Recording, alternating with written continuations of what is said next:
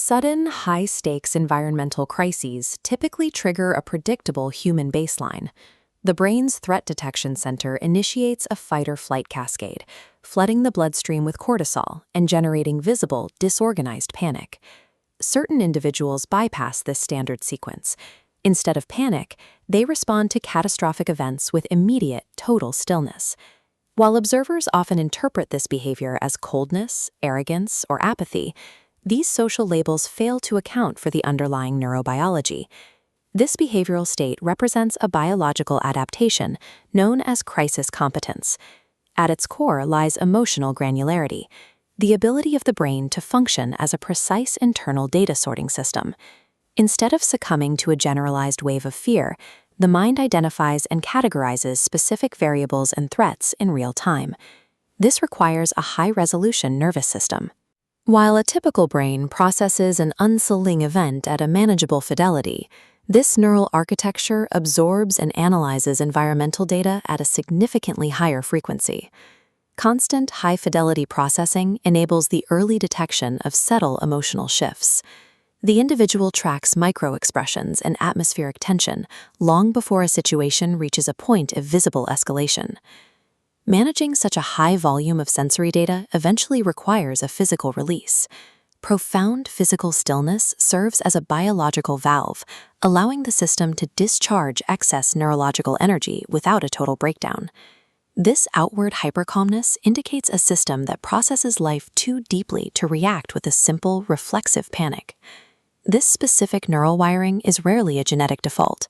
It is forged through environmental pressure during critical developmental years. In many cases, the catalyst is parentification, a process where a child is forced into the role of emotional caregiver for unpredictable or absent adults. Safety in these homes depends entirely on the ability to read a room before speaking. The child learns to monitor every subtle shift in the household's emotional temperature to avoid potential threats. These environments teach a primary survival rule: expressing a visible emotional reaction increases the immediate danger. Silence becomes the most effective tool for maintaining safety. This adaptation mirrors the development of independent risk assessment seen in the unstructured freedom of previous decades.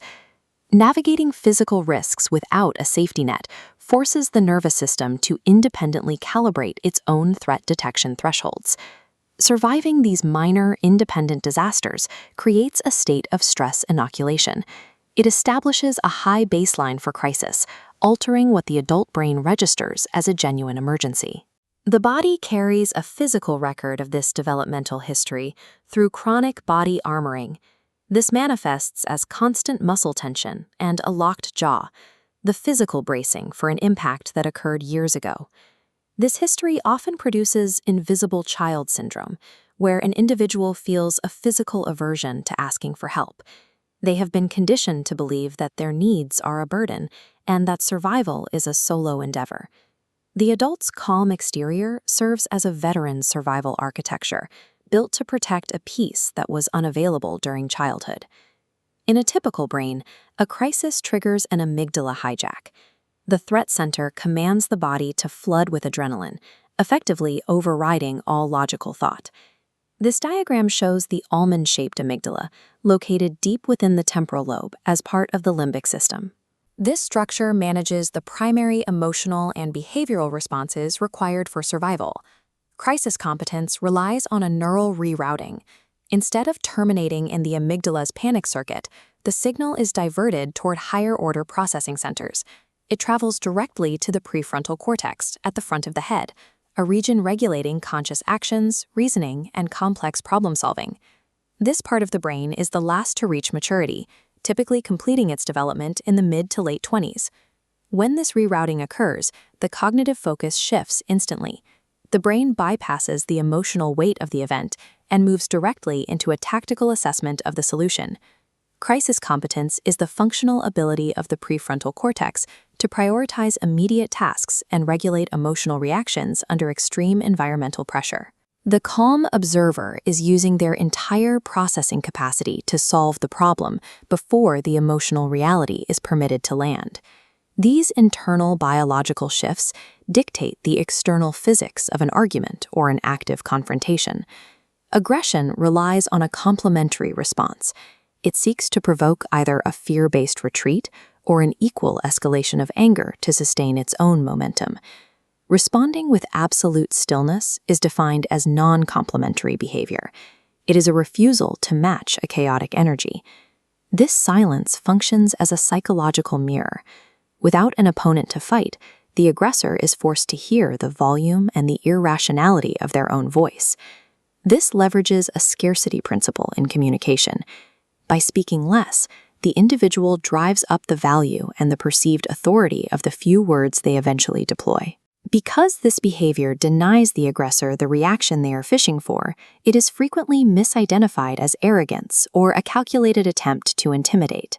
This stands in direct contrast to the people-pleaser response, where an individual frantically monitors and adjusts to the emotional states of those around them to prevent a conflict. The quietest person in a room is often the most difficult to manipulate. Their self-sufficiency and high impulse control make them entirely immune to emotional baiting.